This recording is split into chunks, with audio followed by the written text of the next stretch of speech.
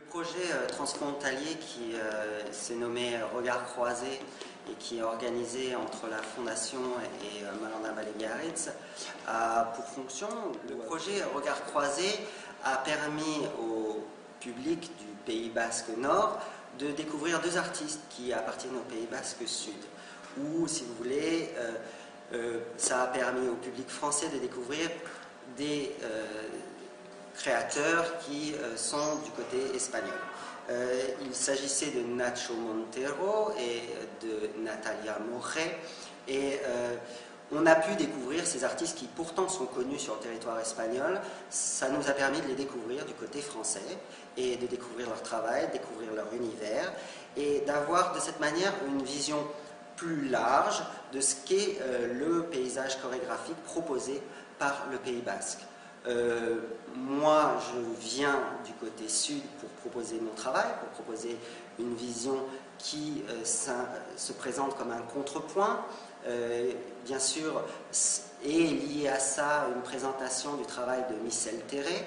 Donc il s'agit de unir des efforts, unir des savoir-faire et de manière à mettre en avant le travail de différents créateurs qui sont dans la région.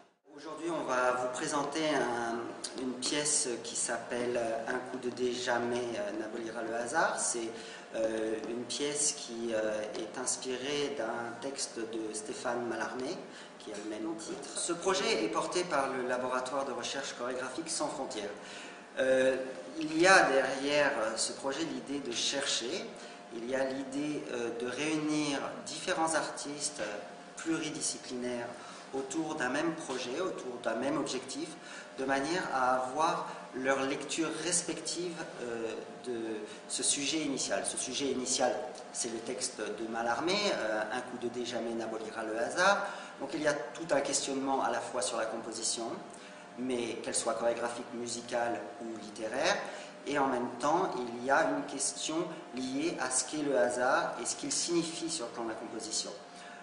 Ont collaboré autour de ce projet, bien sûr, Émeric Renaud, Gaspard Klaus pour la musique, Émeric Renaud donc pour la projection multimédia et Jean-Claude Asquier pour la lumière.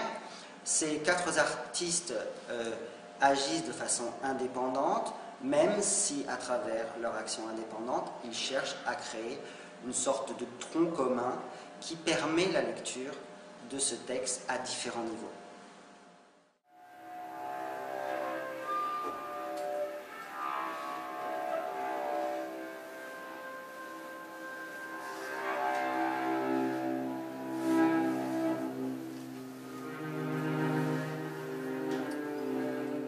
Ce projet est à l'initiative de Gaël, qui m'a contacté il y a 2 ans maintenant, pour me proposer de travailler ensemble sur le texte de Stéphane Mallarmé, Un coup de dé jamais n'abolira le hasard.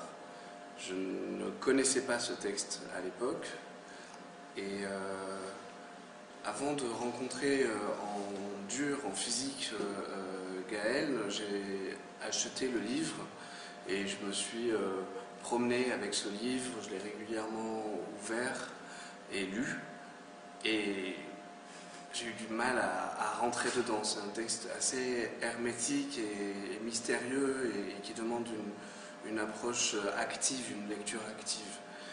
Et donc j'ai essayé de me familiariser avec le texte et c'était toujours un peu difficile, jusqu'à ce que, il y a 2 ans, on fasse notre première résidence de travail autour du texte avec Gaël, uniquement au départ.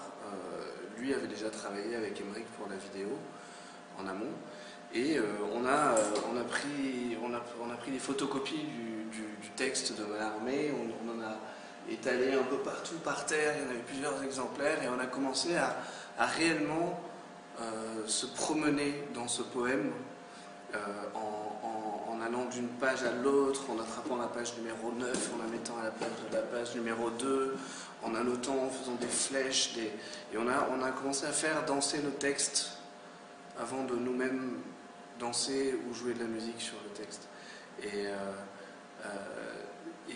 vraiment l'écriture est partie de ça, de cette exploration